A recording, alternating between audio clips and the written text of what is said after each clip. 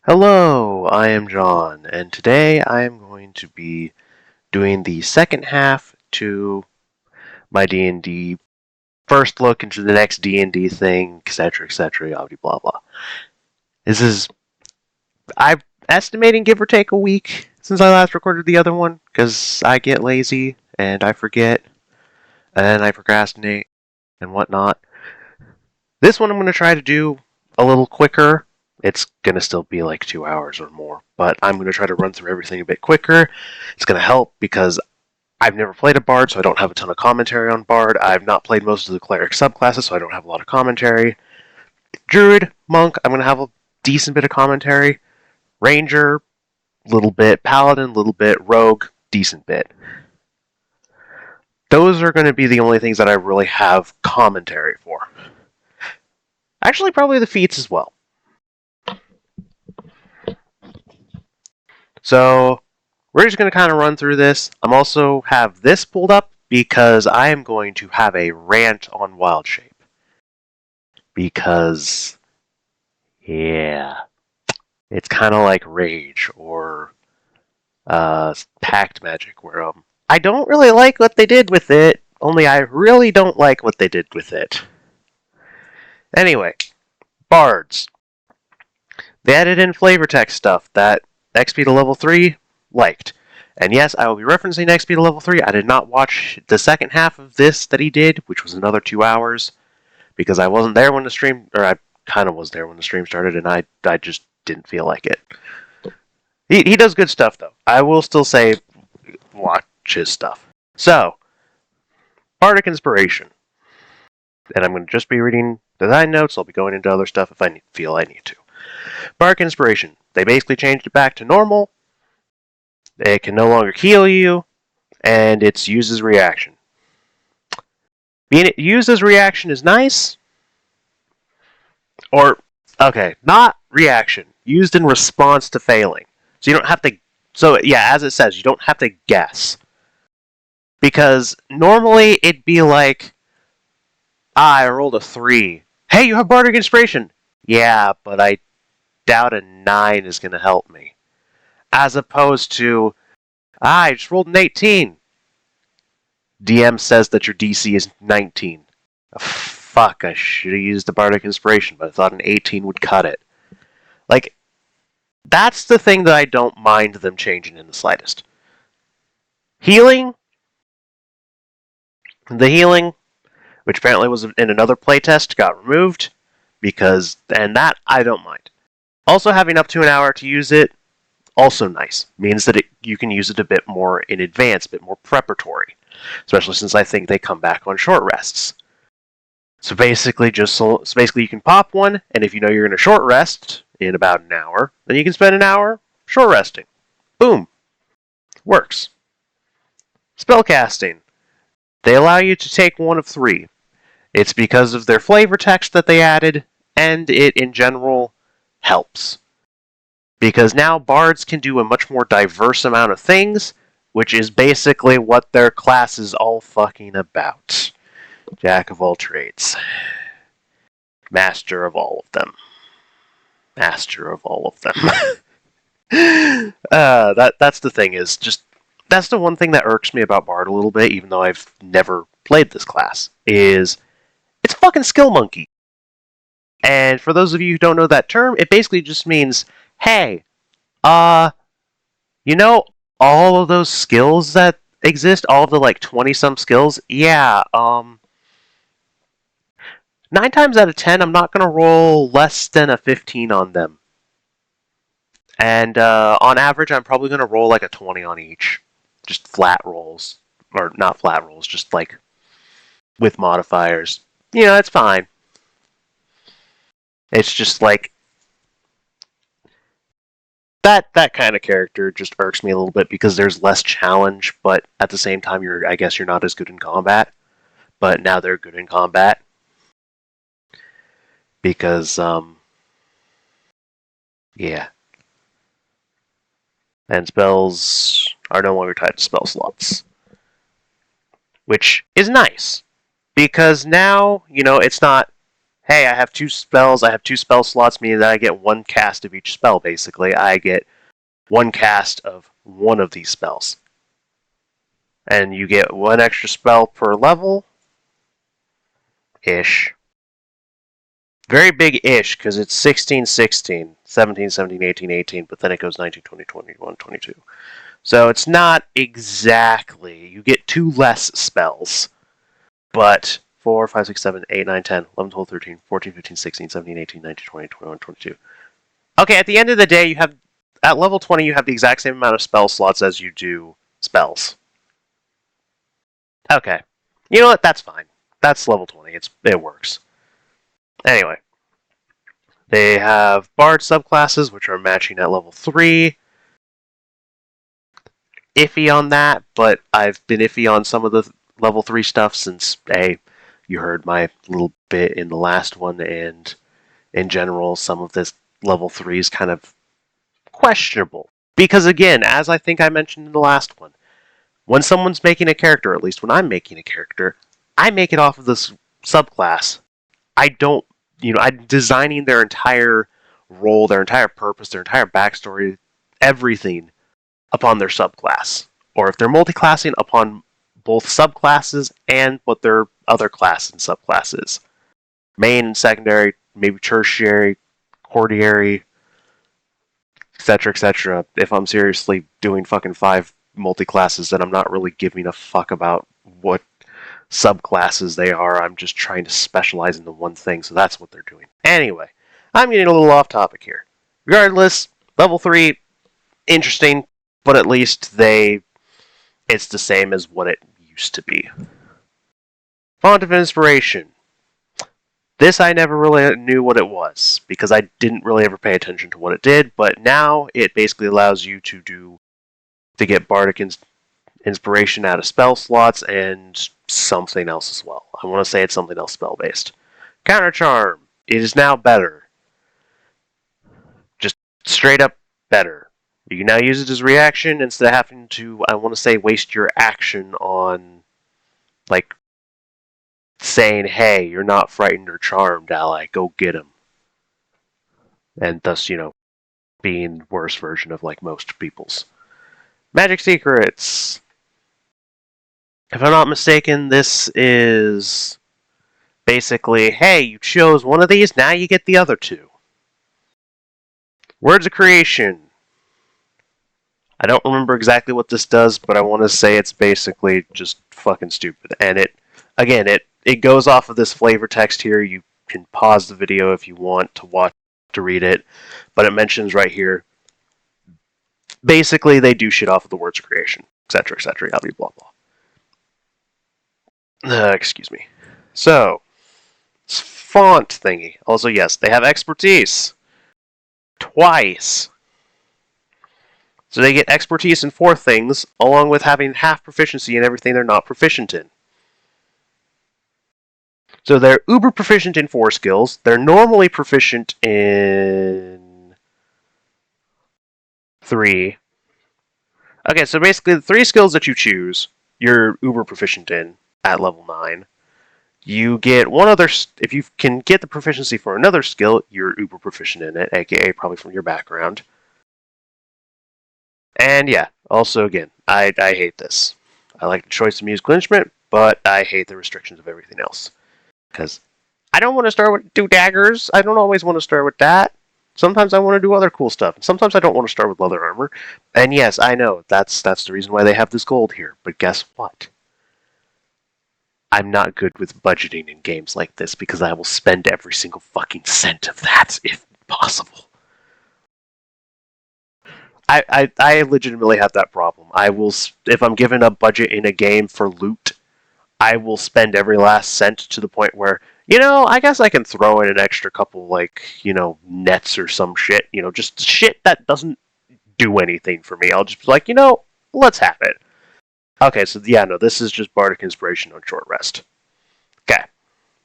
Words of Creation. Power word heal, power word kill. And you can target a second creature as long as both targets are within 10 feet. That is a nice level 20 ability. Yes, I don't know exactly what power word heal and kill do. I have not read in those spells because I have not been able to ever play past level 10 before. Except for one time, and I was not a spellcaster. I was a swashbuckling rogue who was a fucking charmer. I tried to charm a nymph, I believe. And it worked, even though we didn't speak the same language. I'm not saying I got laid. I'm saying that I'm pretty sure I could have gotten laid if I wanted to. But my man is too classy for that. Anyway, so getting into the subclasses. The new one is the College of Dance. It's basically like it's basically, you know what, this is actually a really good way because I've been phrasing it differently. This is Monk Light. How I've been phrasing this so far is, if you want to be a level 20 bard, but you also want to multi-class in a monk. But this is more like Monk Light. Because it has a lot of the stuff that Monk has, but it does not have a lot of the stuff that Monk has. Since, say again, you have unarmored defense, which is based on dexterity and charisma as opposed to dexterity and wisdom.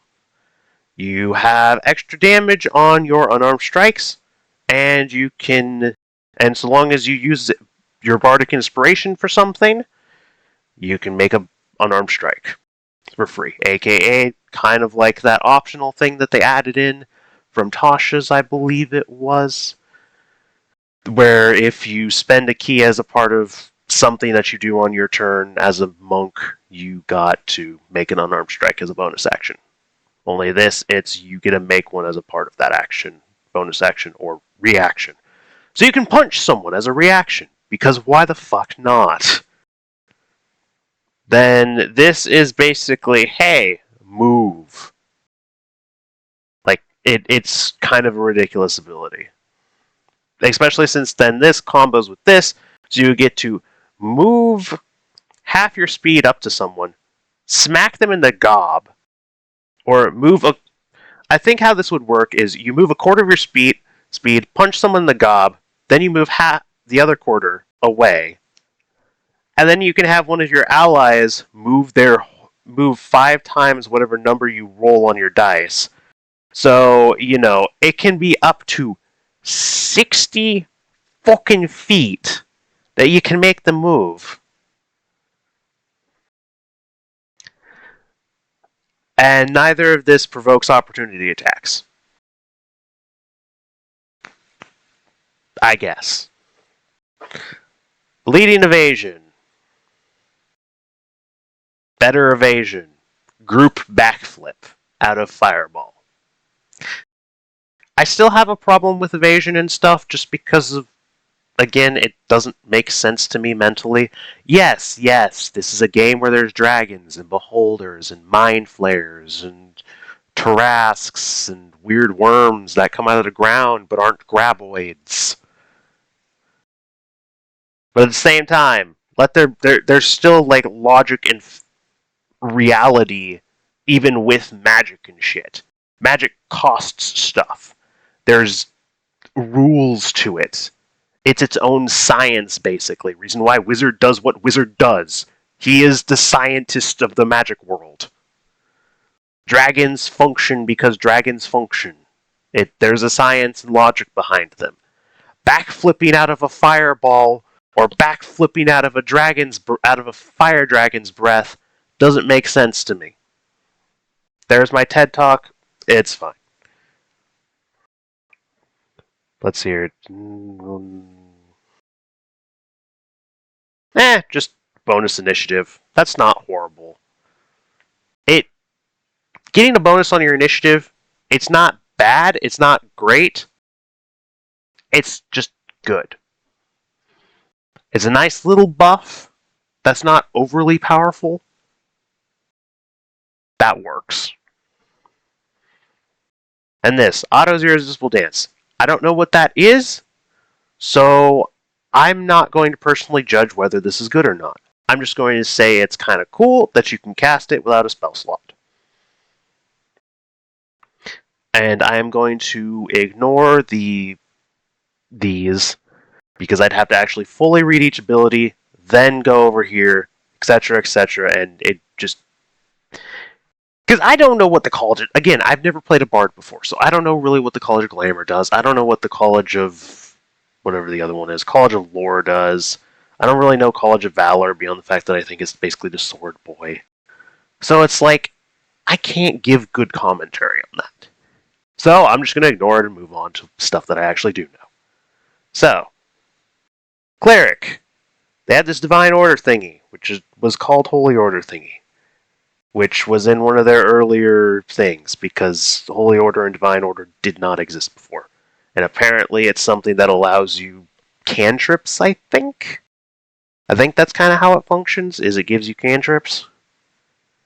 Spellcasting. Same as Bard. No longer tied. So you get up to 22 spells, and I think that's the exact same amount of spell slots. I'm not going to do the math this time. Okay, I'm not going to count this time. I'm too lazy. Channel Divinity. You get one use on a short rest, all uses on a long rest. And Turn Undead has been changed, but both me and XP level 3 don't like the change. XP level 3, Jacob, he says that it should be like a debuff. Like slow, or reduce their attack capabilities, or something like that. In my opinion, it should charm them. Because to me, Turn Undead, it feels like just the name alone kind of brings to mind you're wresting the necromantic control to yourself. You're stealing it from whatever was holding it, and you're giving it to yourself. Or if it's a feral sort of undead, you're taking control of them. You are turning them to your side. So thus, they just kind of, they get charmed. They just stand around dumbfounded. Yes, this sort of incapacitated and frightened basically does the same thing, but just saying that you can charm them just works more in my opinion.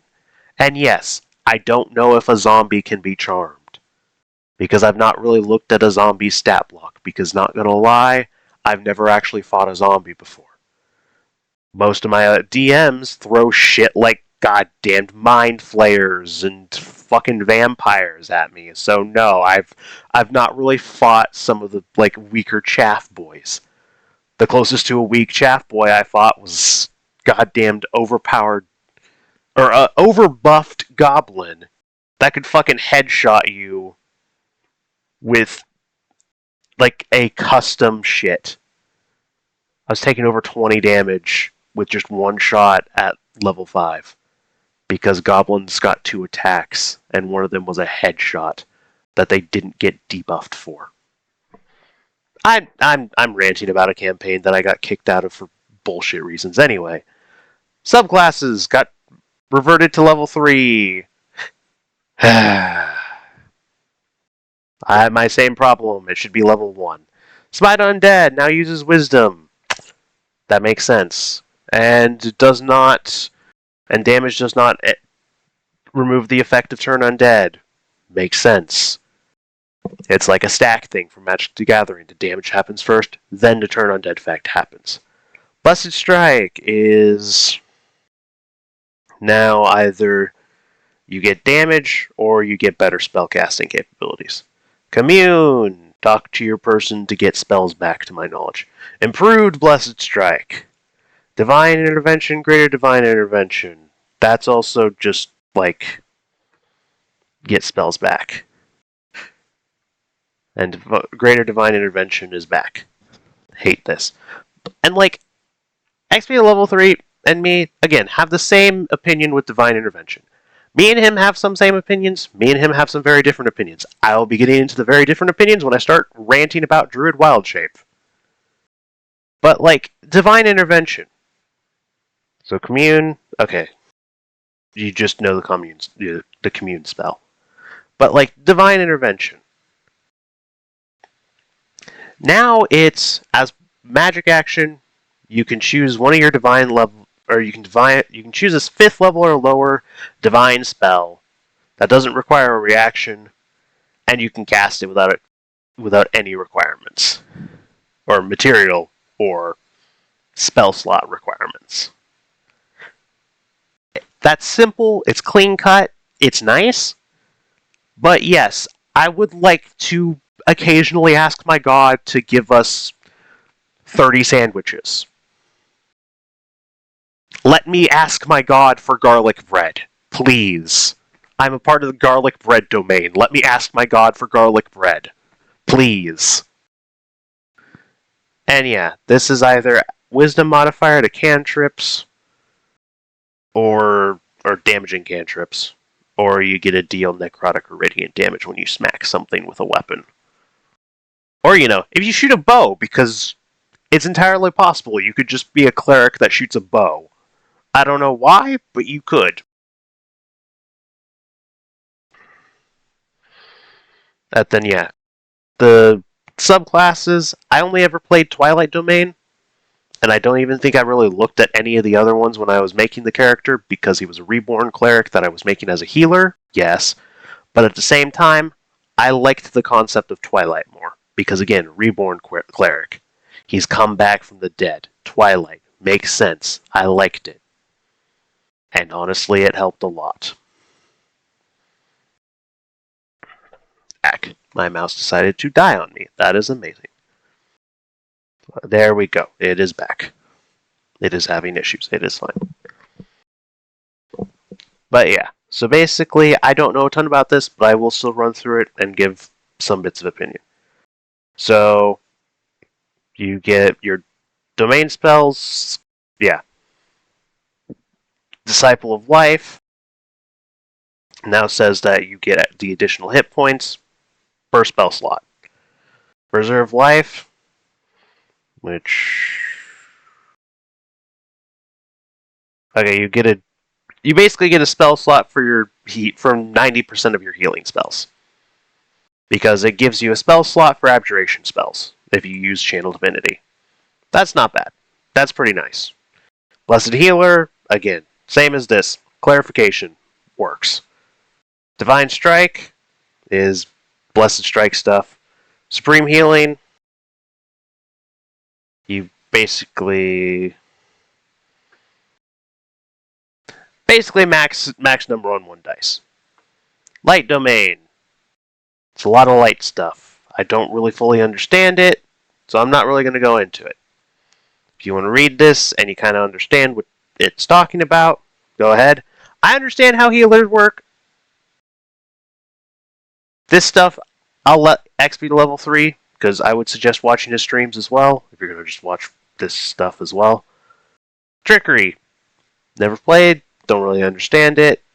It feels like you're kind of playing a rogue, but not. War Domain, you're punching stuff, and I've actually read this one, because I've designed some interesting tri-class characters, so we'll read into this one. Because again, I actually have read through, so I actually understand this. So, most proficiency is Divine Order stuff. Domain spells has Destructive Wave, which is cool.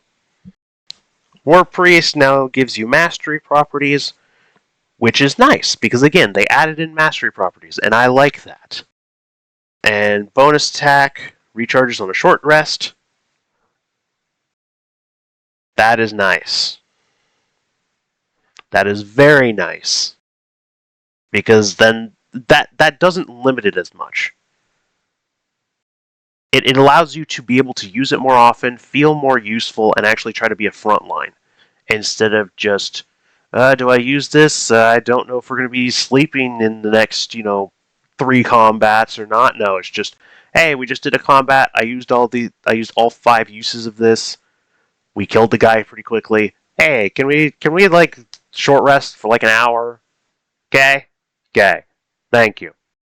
Now I have all the uses back, and now I can go smack the troll 5 extra times. Guided Strike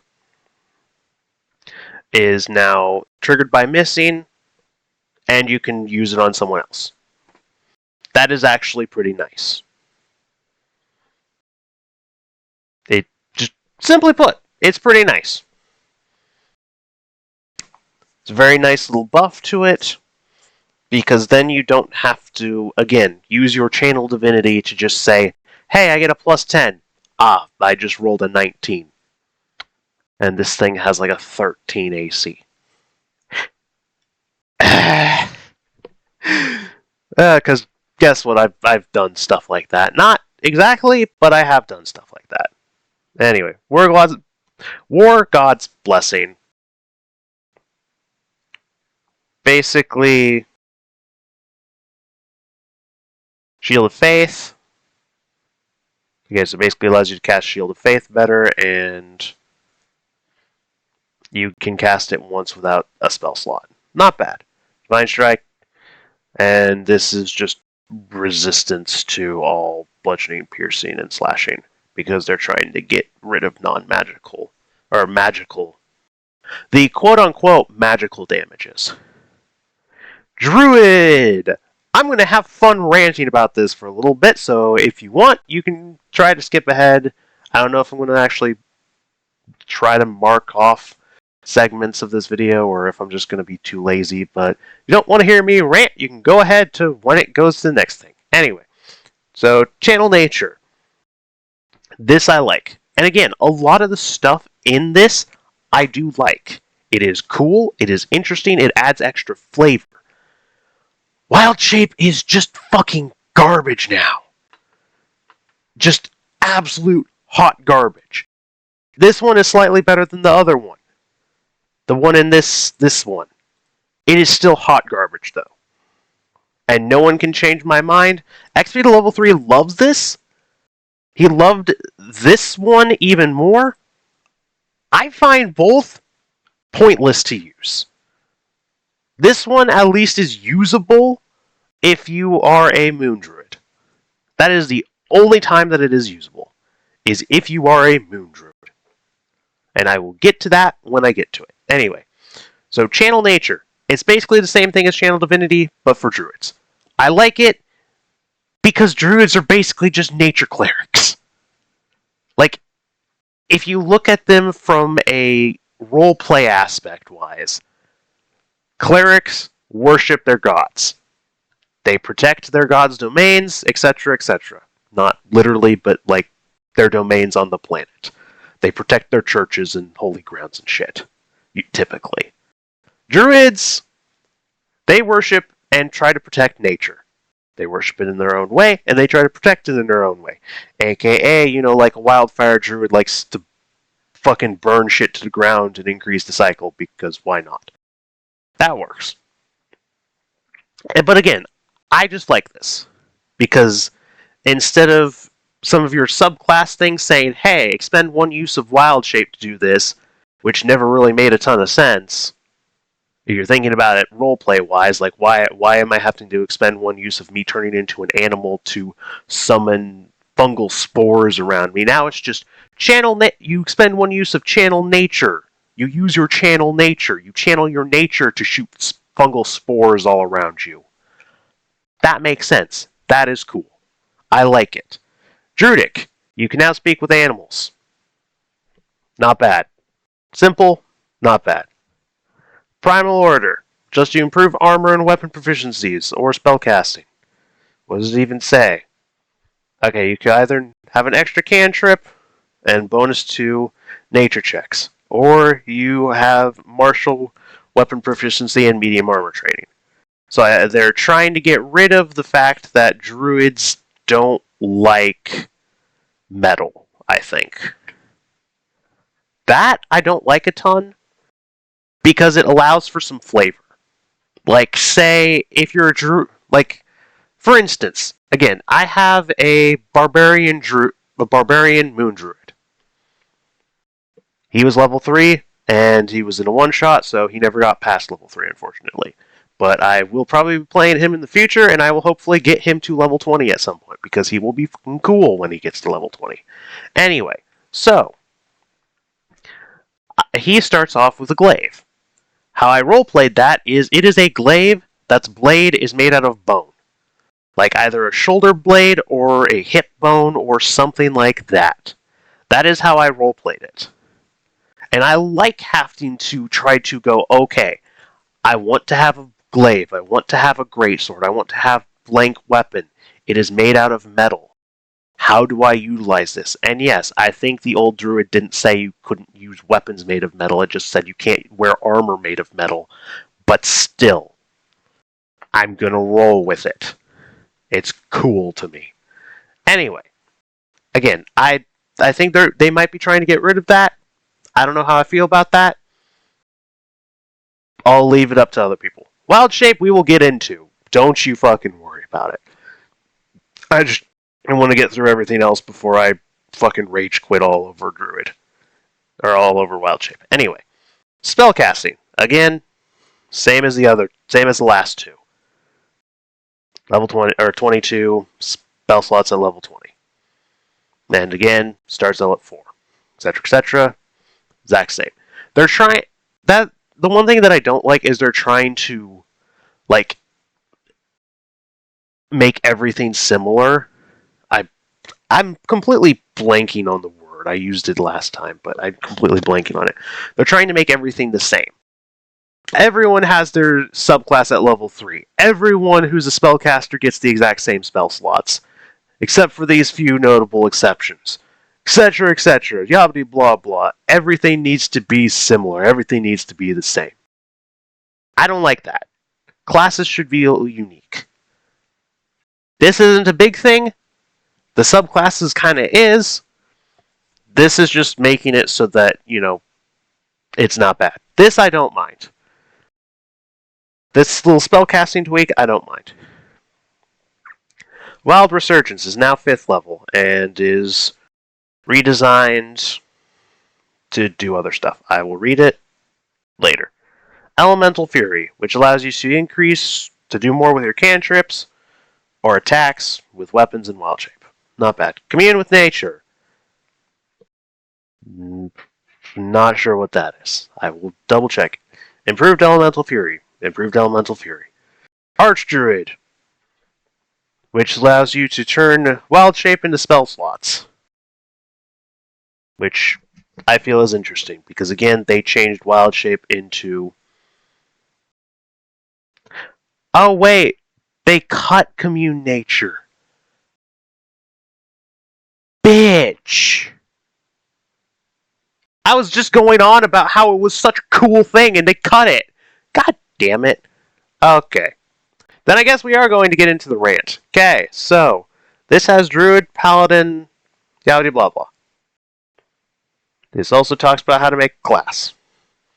So, in this, they changed Wild Shape. And again, they have Channel Nature, Channel Divinity. I liked this, because again, it made sense. That you would not... It just made sense. If you wanted it to be at level 2, you can have it at fucking level 2. You don't have to have it at level 1. But yeah, Wild Shape in this one is... It's literally pointless to use, in my opinion. I don't know if Moon Druid actually makes it slightly more viable in this one, like it does in the other one, but it still feels literally pointless to use. Because you are basically making yourself useless with it. So, Wild Shape. And as I'm actually going to read Wild Shape of both of them. As a magic action, you transform into a form that you have learned for this feature. You start knowing one form, Animal of Land, which is detailed in the Wild Shape section later in this class's description. You stay in that form for a number of hours equal to half your Druid level or until you Wild Shape again. Have been incapacitated or you die. Because you always revert to your normal form when you die for some reason.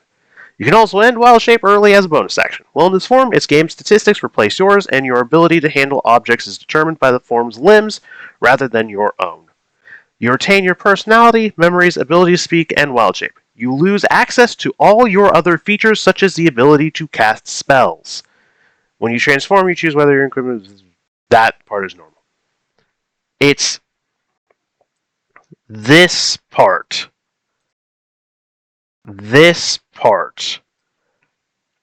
That is one of the parts that...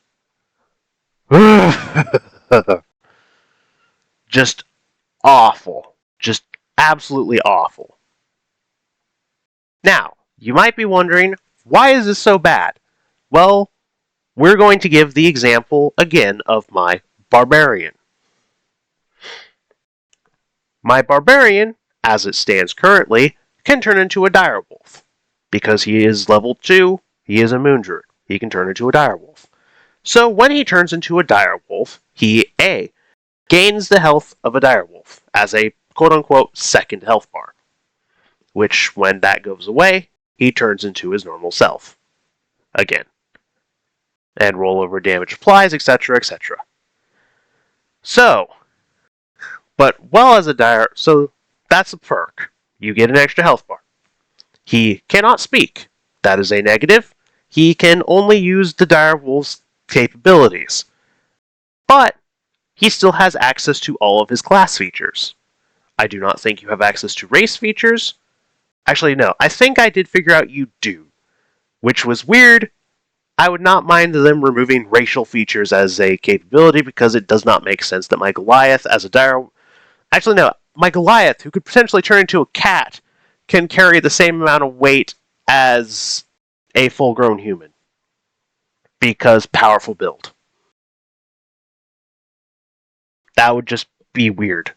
Anyway, so he can still, though because he still retains the abilities of his class features, he's a barbarian, so he can rage. Yes, I'm going into multi-classing, and they're trying to go away from multi-classing, but this is just such a big limiter to me. The other one is, again, the simple fact that you don't get a second health bar with this one. Because it doesn't say anywhere that you do, so you don't. Now, some of you might be like, well, if the animal thing is actually decent, it might be... Oh, no, it's not. It's not. The only thing good about this is the fact that you can choose literally whatever the fuck it looks like.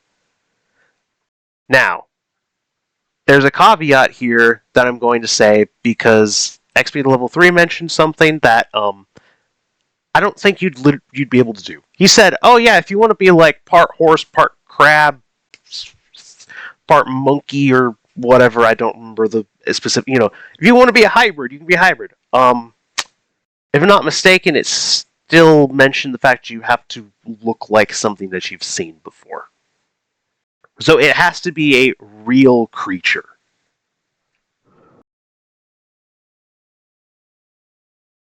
Let's see here. An example animal, selecting another appropriate... Okay, never mind. It does say you can choose a hybrid. So, remove my little caveat. But yes, that's the only really good thing about these stat blocks. Because guess what? You can be small, medium, or large. Your armor class is up to a 15. Unless you're level 20 and have an epic boon. In which case, then it can get up to 20. Yeah, but guess what? As a druid, you can probably already have a 17 or 18 AC if you just get a 20 in your dex and you have leather armor. Actually, no, you would have a higher fucking AC. So, you lose AC. You continue to use your hit points and hit dice, aka no second health bar. So if you're low, you can't just use this to try to protect yourself. Strength and dex is equal to your wisdom. You use all your other scores you use. That's middling. Your speed is 40, and at level 5 and higher, you get a climbing speed of 40. That's not horrible. You have dark vision up to 60 feet. You can speak all the languages that you know, because for some reason you can now speak as a wild shape. And yes, you can speak here too. It feels awkward and weird to me, but I guess it allows communication. I don't know. Personally, I feel like you shouldn't be able to communicate still, but that's just a me thing, and I probably will still roleplay that I can't, even if I ever actually play this edition. At some point soonish. Proficiencies are your proficiency bonus. You have keen senses, which isn't horrible. And then you can only make up to 2 attacks, which deal 1d8 plus your wisdom.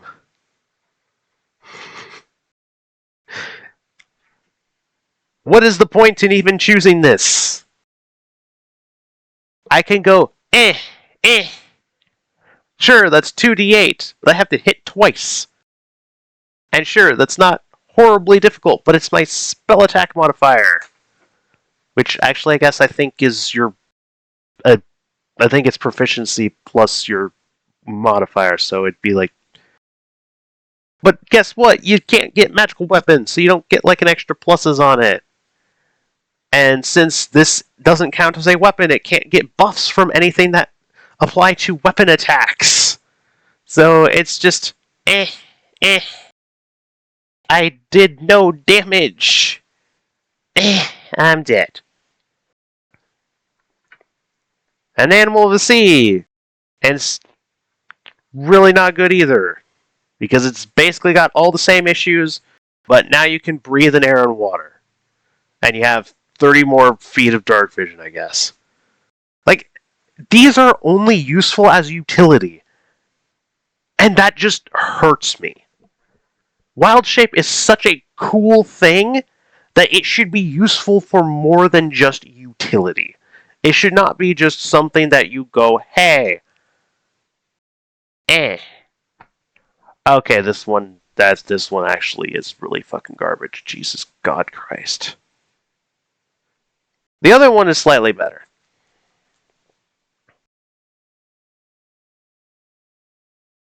The other one, Moon Druid, is slightly better. This one, this one, Wild Shape is still pointless to use as anything but like a scouting tool. Which, again, it cuts a lot from the class if you're just like, hey, you have the ability to turn into an animal, but it's completely pointless in combat. Because you can't cast spells, you can't use any of your features. All you can do is either run up to something, hope you don't die in the process, and punch it twice for piddly shit damage. Because as you go up with this capabilities of scouting, or, flying, 1d4. You don't unlock Animal of the Sky until like level 8, level 9. At this point, Wizard has had Fireball for a couple levels now. Rogue can deal like 4 or 5 d4 damage. Actually, if we're level 8, level 9, that's 5 or 6 d4 damage. Just off of sneak attack. Barbarian is, if I'm not mistaken, an extra 3 or 4 damage per swing with his 1d12 weapon. Everything is dealing so much more damage than you, and is so much tankier than you, because guess what? Your AC is now 8 plus your wisdom. So now your maximum AC is a 13. But hey, you don't get opportunity attacked, and you can fly! That's useful in combat, right? When you're melee, no, it's not. This is useful in combat when you're melee. This is useful in combat when you're a melee. This is middling at best. This is admittedly good. This is very situational. But if you are stuck in melee, this is practically pointless. You don't need to fly if you're a melee. Unless you're trying to punch the shit out of something in the sky, in which case then your 1d4 is not going to do jack fucking piss. These stat blocks just hurt my soul, because there's no way to make them better. There is nothing built into this to make them better, because Moon Druid doesn't even make them better. Moon Druid just allows you a little bit more capability of doing other stuff, and it just hurts my soul. So, this one, because they realized everyone hated those stat blocks that had no uniqueness, no coolness, no viability for anything but scouting.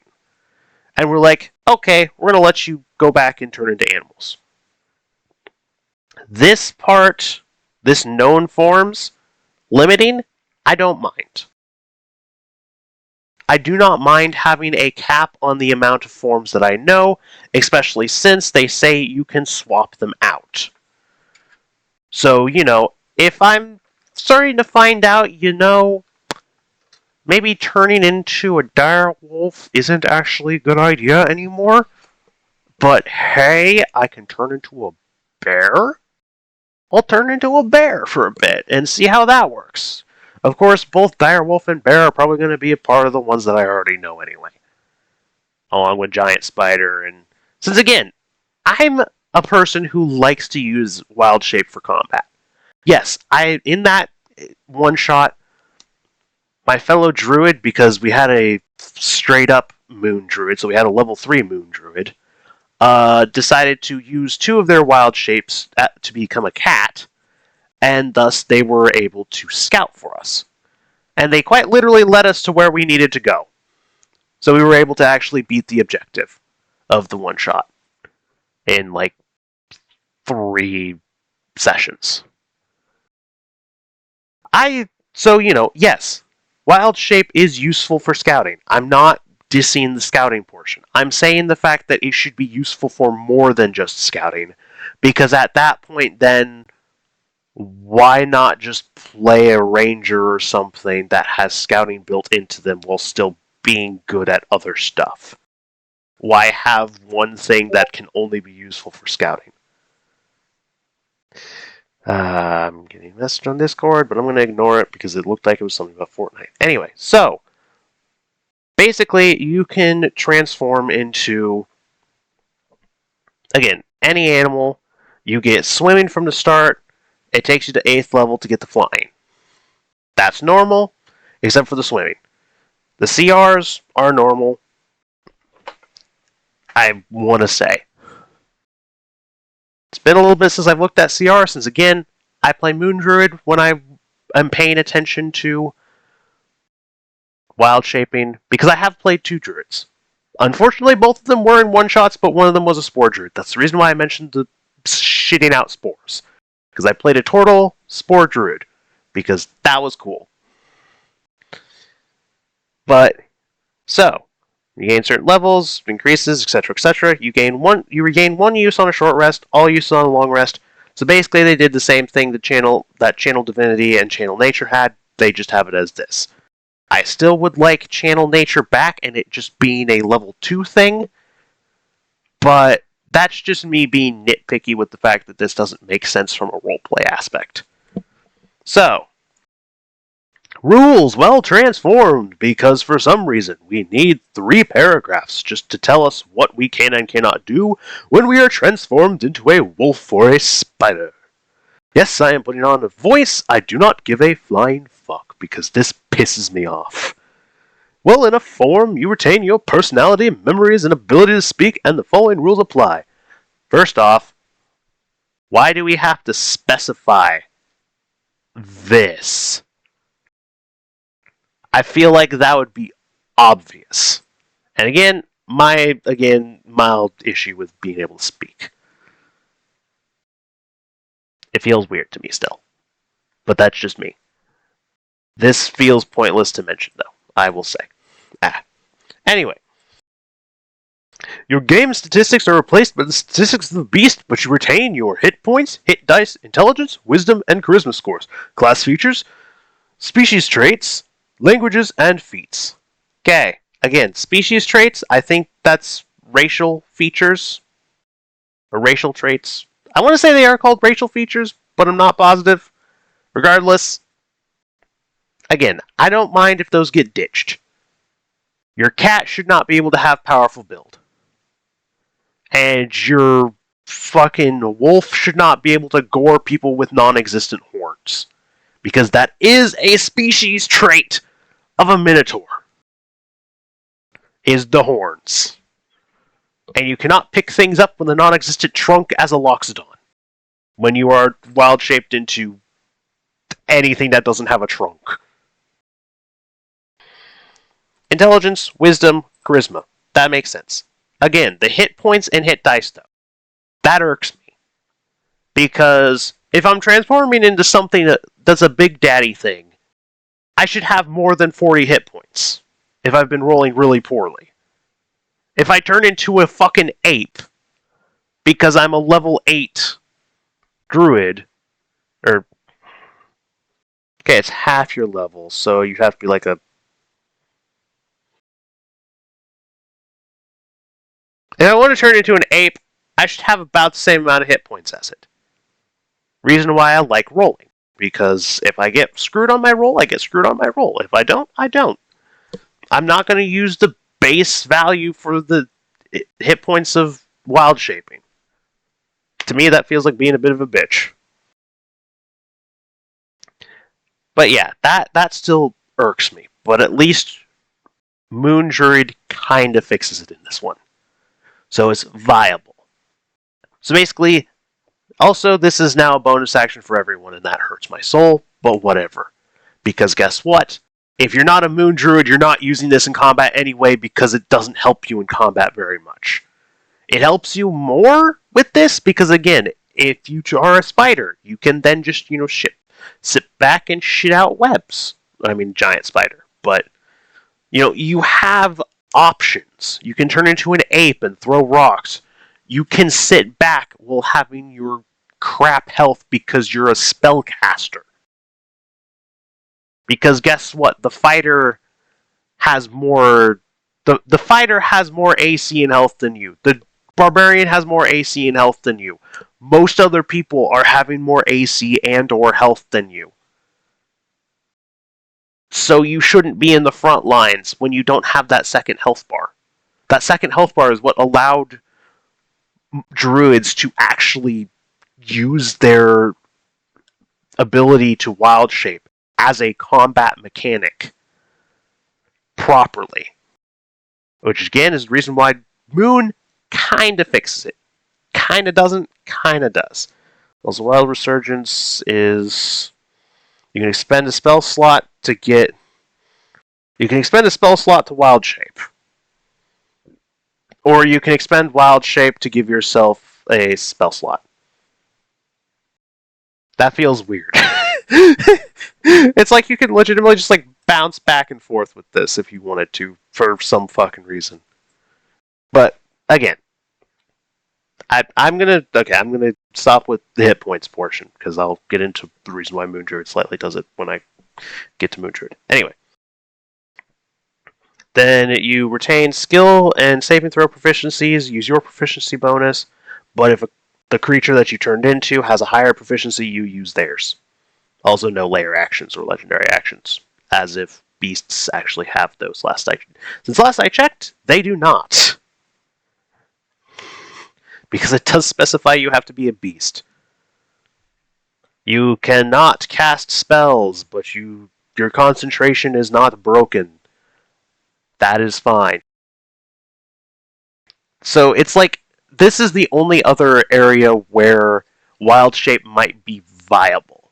AKA, if you have something like a Moonbeam, or Call Lightning, or some form of concentration damage spell currently active, you just turn into a tiny fucking spider, or something that has a massive AC, and is really small and maneuverable, and you just fucking book it.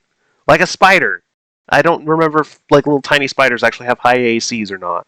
But you just, say you turn into a spider, and you just book it up the fucking wall. And I mean a normal-sized spider, not a giant spider. So you book it up the wall, and now you're out of range of stuff. And now you can just continue having Call Lightning, or your Moonbeam, or whatever other concentration spell. Just continue shitting on everything while you can't get hit. And then this is just normal stuff. But again, it is a full paragraph labeling the fact, just basically saying the simple things of if you don't have hands, you cannot manipulate objects. And when you change, you can either drop your shit or it merges with you. 2 simple sentences. But they go into more detail, which I do not mind. I do not entirely mind that they say, hey, if you're wearing plate armor and you say you want to still wear your plate armor, but you're turning into a direwolf, your DM can say, hey, now you're a plate armored direwolf. Have fun having a massive AC. As if a druid would be wearing plate armor, but my point remains.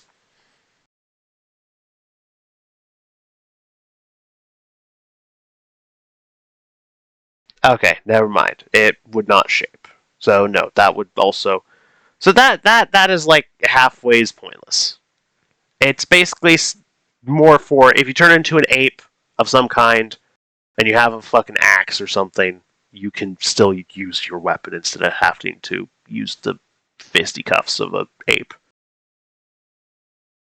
Then Wild Resurgence, yeah, that's interesting. Elemental, you add your Wisdom modifier to primal cantrips, or you basically, when you hit a weapon or beast form attack, you get extra damage based upon one of these 4 elements. And then it buffs. Very simple. And then you can cast spells, except for any that have cost-specific material components or that consume its materials while you're in a wild shape. Which is something that Moon Druid had only, which is kind of nice. It's kind of nice that now they just give that to everyone. But again, it feels like a handout because they're just trying to make it so that they're I'm just going to straight up say it. Their shitty new wild shape is actually viable when it's really not, because that's level 18 that you get that. Archdruid. You can get wild shape back whenever you roll initiative. You can convert wild shape into spell slots. Kind of like the other one, but better. Choose a number of unexpended uses and convert them into a single spell slot, each contributing 2 spell levels. So one wild shape can be a level 2 slot spell instead of a level 1 spell. And basically you age slower. That one's just kind of an sort of thing. Commune with nature, you always have commune with nature. And yeah, subclasses. Again, I'm not going to go into Circle of Land because I don't really know much about it.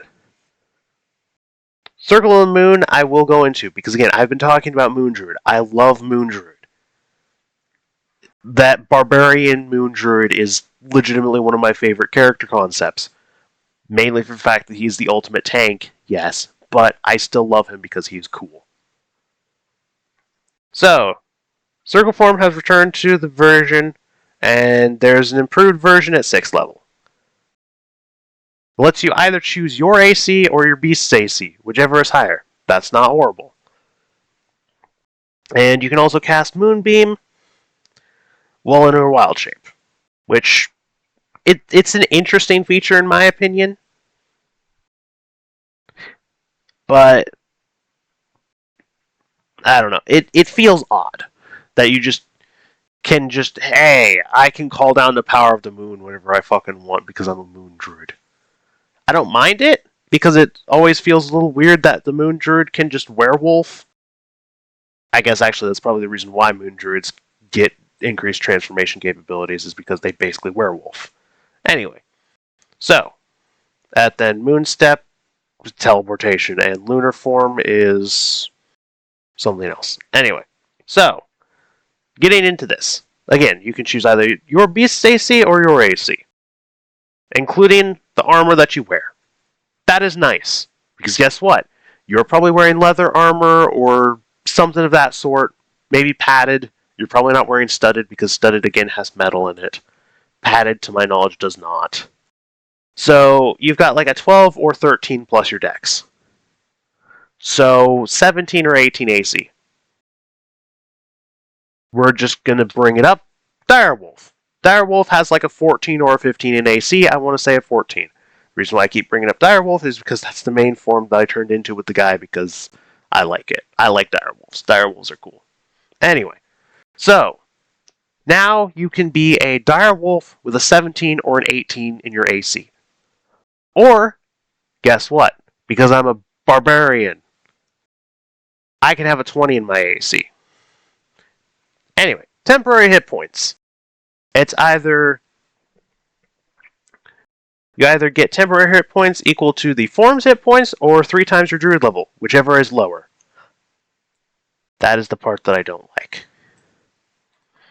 Because again, it's basically just a worse version of what you can do now.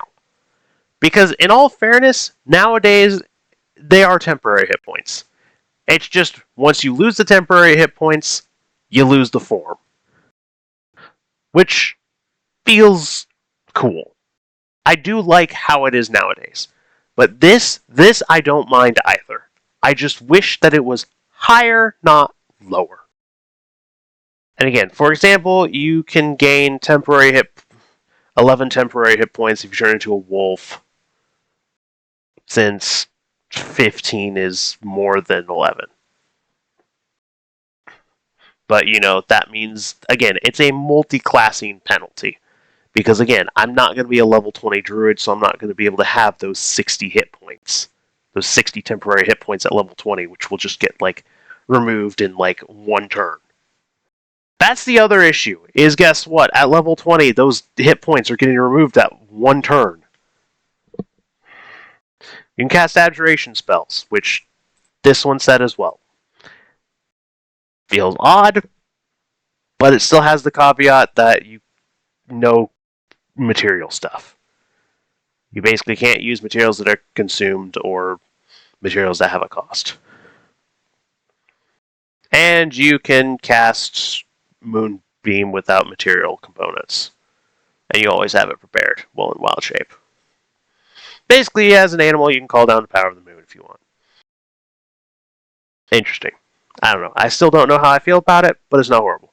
Improved circle forms. Okay, circle form is just always at a 1. Then improved is level divided by 3. Which is pretty much the normal. They just basically split up the ability into 2.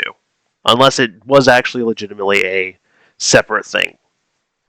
And then each of your attacks can deal normal or radiant damage. Which is kind of what they're trying to do with magical damage. They're trying to turn magical damage into force damage or radiant damage. They're trying to turn it into other forms of damage instead of just magical bludgeoning, magical slashing, magical piercing just being their own separate form of damage that just confuses people sometimes. Honestly, I have mixed feelings about it, but at the same time, it's not a bad balancing option. It feels weird with, say, this, hey, I'm striking you with the radiant power of the moon. What? The moon is just a reflection of the sun? Bitch, I don't do science, I do nature. Nature's science? Fuck off. It's Again, bonus action teleport, which you get up to 5 times, basically. And you regain on a long rest, or if you use a spell slot of 2 or higher. It's bonus action teleport, but you have advantage on your next attack. AKA, it's slightly less restrictive Shadow Monk teleport. It is legitimately slightly less restrictive Shadow Monk teleport. Because there's no limit of, hey, you have to be in dim or darkness, but it's at 10th level, not 6th. So that's, I guess, the balancing act. At then level 14, you can move your moonbeam up to 60 feet at the start of your turn. No action required. That's not bad, I will say. That is kind of nice. And whenever you use your teleport, you can also teleport things within 10 feet of you. Or you can teleport one creature within 10 feet of you to within 10 feet of your destination. That's kind of simple. Not much, not big, not small, not bad. Circle of the Sea. It's a new thing, so I will kind of go over it a bit, because again, it's new. Wrath of the Sea. You can basically expend channel nature to manifest an aura that will, let's see here, push things back and deal thunder damage. Holy fuck, it can do a lot of damage. I mean, they have to fail a Constitution saving throw for you to do damage, but it can be 5d6s. That is 5d6s at level 3 on one target. If I'm not mistaken, that's a pretty damn powerful fireball. That's a pretty damn powerful thunderball that you got there. I'm not gonna diss on it because, again, it's either all or nothing for damage. But if you hit the all, you hit the all. And if you hit the nothing, well, you hit nothing. You're basically like just knocking shit back with waves, though, so that's kind of cool. You have a swim speed equal to your normal speed, and your wild shape form gains a swim speed. And you can always have the ability to cast water breathing. That's not bad. And while your wave is active, you have a fly speed, and you're resistant to cold, lightning, and thunder. Not bad. I'm not one of those people who's like, yes, fly speed, I want to fly. Because, A, I'm not a tryhard in D&D. Ignore my Druid Barbarian, or Druid Moon Barbarian, that's the ultimate tank. I like to flavorfully min-max, aka if I'm min-maxing, I will build into my character's backstory exactly why they are the way that they are. My man is connected to nature. He is the last of his tribe. He is a very hardy fucking individual, so it makes sense that he is a very hardy fucking person in combat to deal with.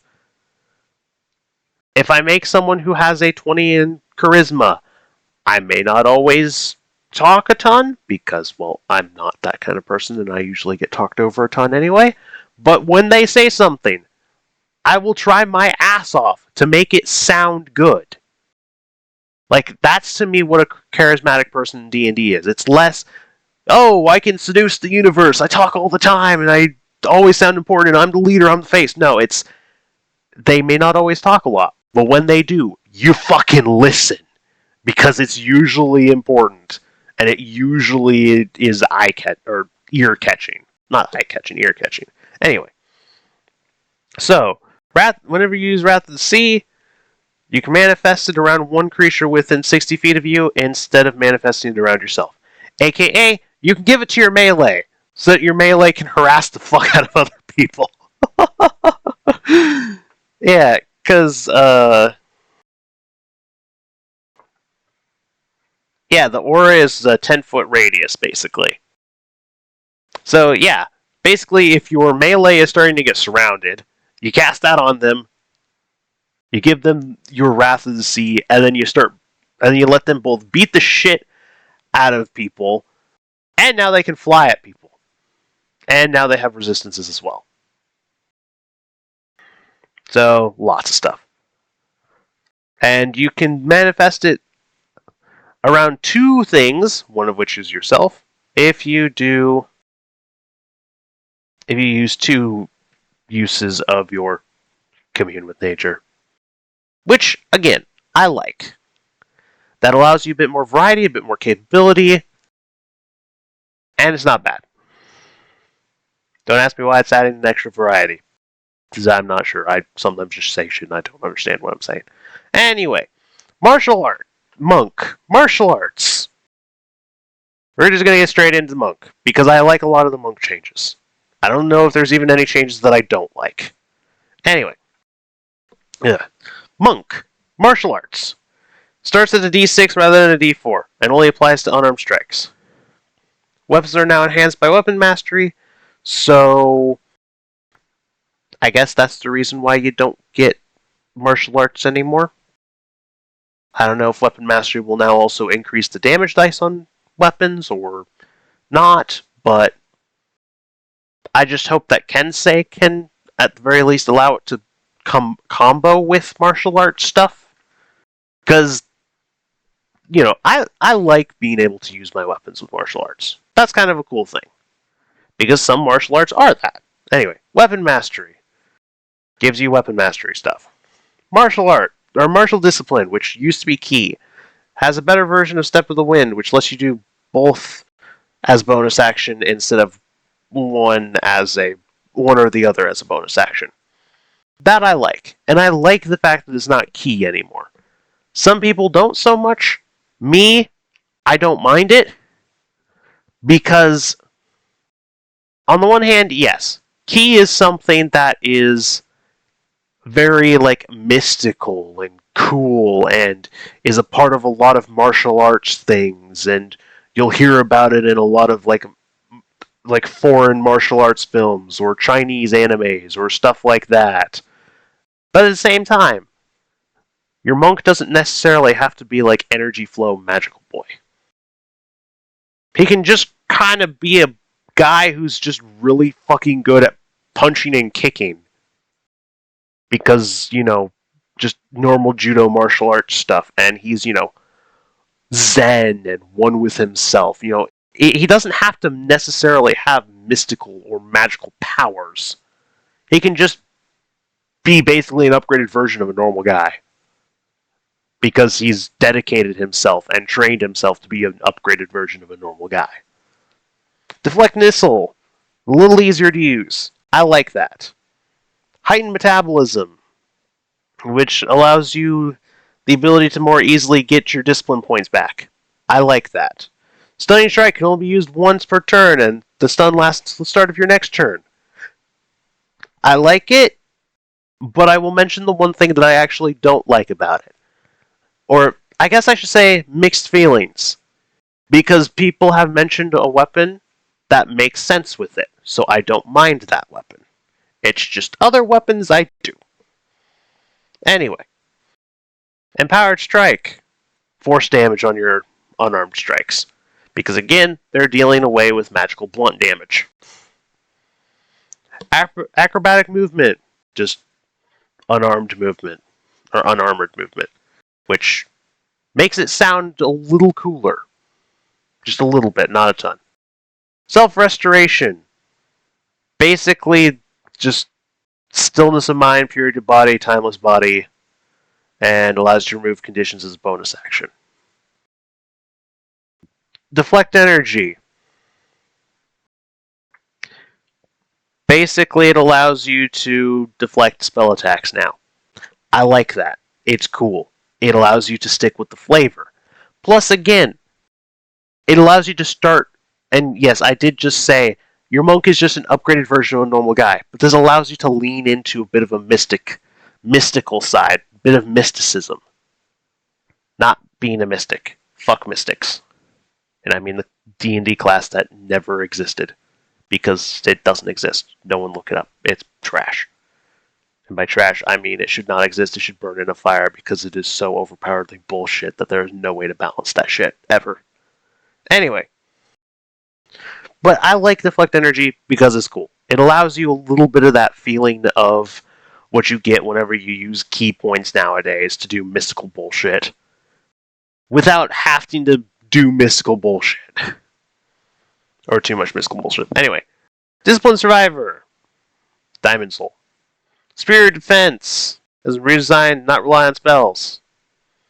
Perfect Disciple. Level 15. Defy Death. Level 20 spell. Level 20 thing. So yeah, martial arts again. Only unarmed strikes. And yeah, everything else is the exact same. You get 2 kinds of simple weapons that you get to choose for your weapon mastery. That's nice and simple. I should not need to mention that I hate this, but I will anyway. I think I forgot to mention it with Druid, but I just say it with Druid. Anyway. Discipline. Basically, again, same thing. Flurry of Blows, Bait and Defense, Step of the Wind, Short or Long Rest, etc., etc. And yeah, Step of the Wind. You can both dash and disengage as bonus action. Basically, you can do both at the same time. I like that, because it makes a bit more sense with the name Step of the Wind. And beyond that, everything else again, exact same. And then Deflect Missile, Reaction, D10 plus your dex. As opposed to, if I'm not mistaken, it was just a flat D10 before. If you reduce it to 0, you can basically... Yeah. It's basically now a dexterity... Okay, no, I think this is the same. What happened is they made this a dexterity saving throw instead of an attack roll. And it deals damage equal to 2 of your martial arts die. I have mixed feelings about that a little bit, but it's one of the few things that I'm like, I'd be willing to try it before I, knock it. Snowfall, same. Stunning Strike, once per turn. Constitution saving throw or be stunned until the start of your next turn. The one thing here, it does not mention melee. It just says simple weapon. Or unarmed strike. Or unarmed strike. I keep wanting to call them unarmored because of unarmored defense and all that stuff. Anyway. So as people were mentioning, you can use like a sling now. And that's the only one that I approve of. I do not approve of someone shooting a short bow at someone and getting a stunning strike off on it. Because a short bow is a simple weapon. That is a simple weapon that would technically be allowed to stunning strike. But guess what? The only simple weapon that would make sense is a sling. Because you are throwing a rock at someone's head that is going to stun them for a couple seconds. Usually. Again, force damage instead of normal damage. Evasion. Fucking backflip at a fireball. Shitty thing. Doesn't make sense. Heightened metabolism. You can gain the benefits of a short rest if you spend 1 minute resting. I like that. It's simple. It's clear cut. It's a nice little boost. Acrobatic movement. Again, same exact thing as unarmored movement. You can just vertical surfaces and across liquids. I don't think this class anymore has... Okay, it does have unarmored movement. Wait.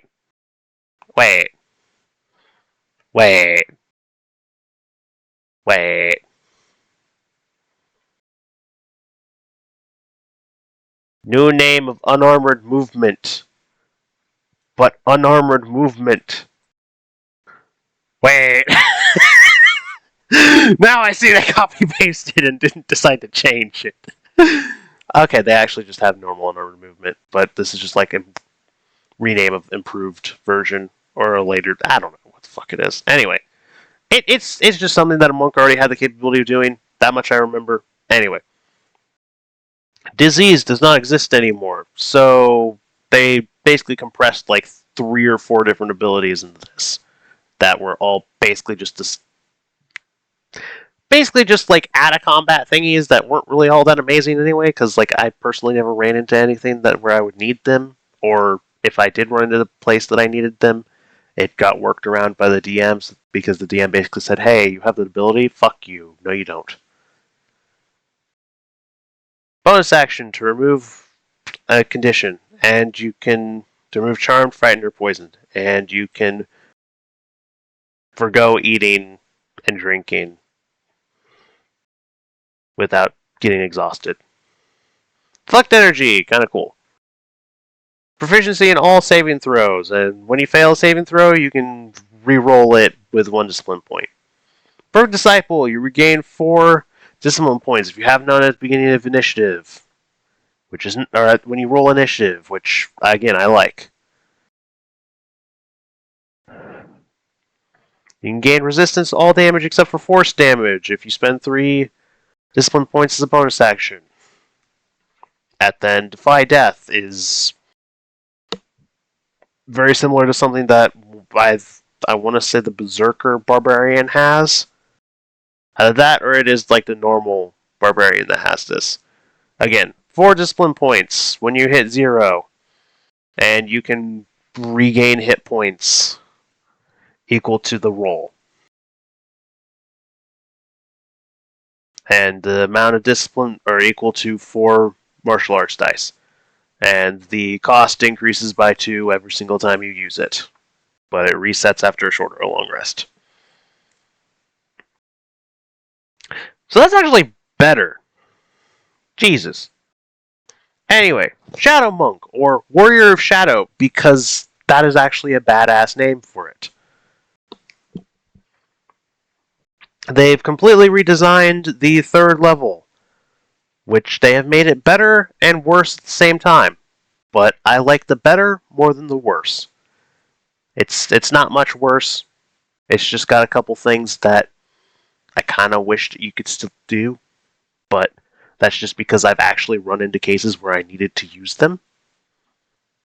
So, it's just kind of nice. Because I was being supportive. So, support. Then improved Shadow Step. New feature allows Shadow Step to be used in bright light. That's just a nice little buff. And then Cloak of Shadows is just you're disgusting in dim or darkness. So, Shadow Arts, which is, again, what the third level thing was. You basically can cast Darkness without a spell component with 1 discipline point. You can see within it, and you can move. You can move its area. Okay, and you can move it around at the start of each of your turn without any action or without any action required. You have dark vision of 60 feet, or you get 60 more feet of dark vision. AKA, you have 180 feet of dark vision if you're a drow with this. And you can cast Minor Illusion and use your Wisdom as spellcasting. Now, this is an upgrade.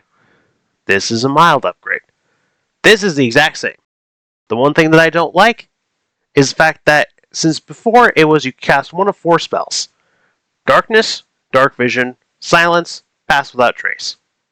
You can also cast Minor Illusion, but you cast 1 of those 4 with a discipline point. I have actually run into, in the current campaign that I'm playing in, a case, or 2 separate cases. 1, I used Pass Without Trace. It allowed our party, one of which was a clanky paladin, or DMPC paladin, to be able to actually stealth. Because yes, one of us was a rogue who didn't need it anyway. But one of us was someone who got a disadvantage on dexterity saves because they have fucking plate armor. Or not dexterity, on stealth rolls because they have plate armor. So, a plus 10 to those disadvantaged rolls was kinda nice. And then one of our people is a human. They're literally the only person in our party who does not have dark vision. I cast dark vision on them 2 or 3 times now.